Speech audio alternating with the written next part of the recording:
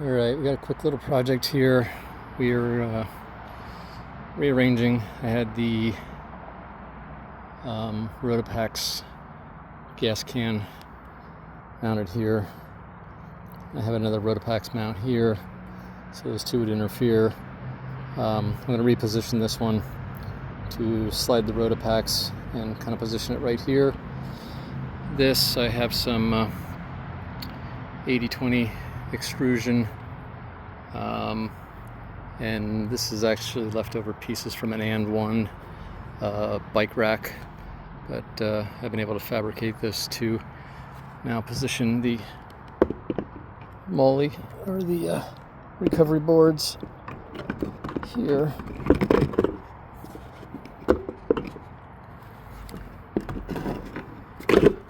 Like so, this will make it a little bit easier to access, get on and get off. I use these a lot for leveling at camp, so they had been up on top of the crossbars there on the Intrepid, and going to reposition them over here. I think it's going to work out a little bit better for me, so let's get back to it. Alright, so we didn't get it done last night, ran out of daylight. I did get these mounted last night, but I ran into a problem with the Rotopax.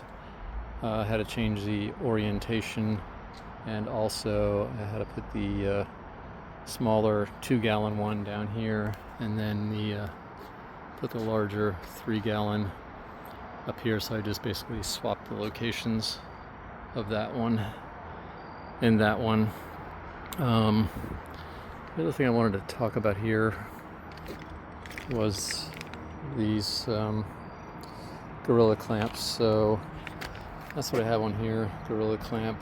I did have issues with these key lock ones. I have two of these, and one worked, the other one got stuck in the cylinder and I couldn't get it back out.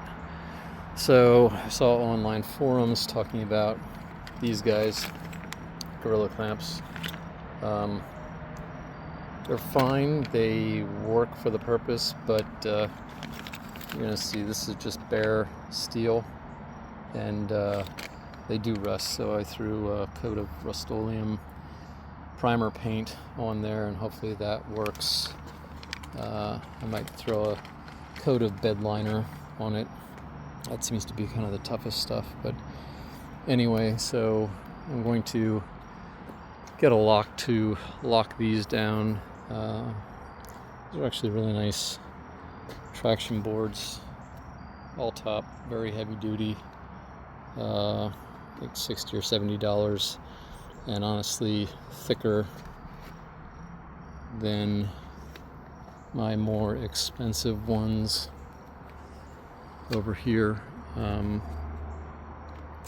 So again, the reason I kind of put these down here was, number one, I wanted to get a little bit of weight off the top of the rooftop tent, and I wanted to make them easy to access because, number one, if I need to use the high lift jack, there's the base for it, and also these are a little bit higher, so I use them to level out the truck when I pull into camp. So just threw a couple of these bald bungee cords on here. These work pretty good for right now, just to kind of stiffen everything up. But yeah, just a piece of T-slot aluminum extrusion bolted on to the Dirtcom, and then this was actually a part from and. I think you can order these from the company. And makes really incredible bike rack mounts, and they work with the T-slot system. So that's kind of the setup. This bungee cord thing here is just to keep this thing from, I don't want that padlock having the ability to swing forward and hit the back of the tailgate there. So that's what we did there.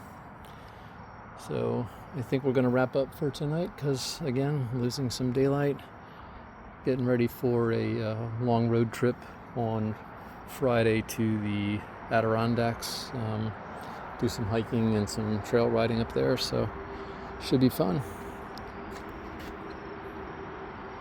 There's one final look.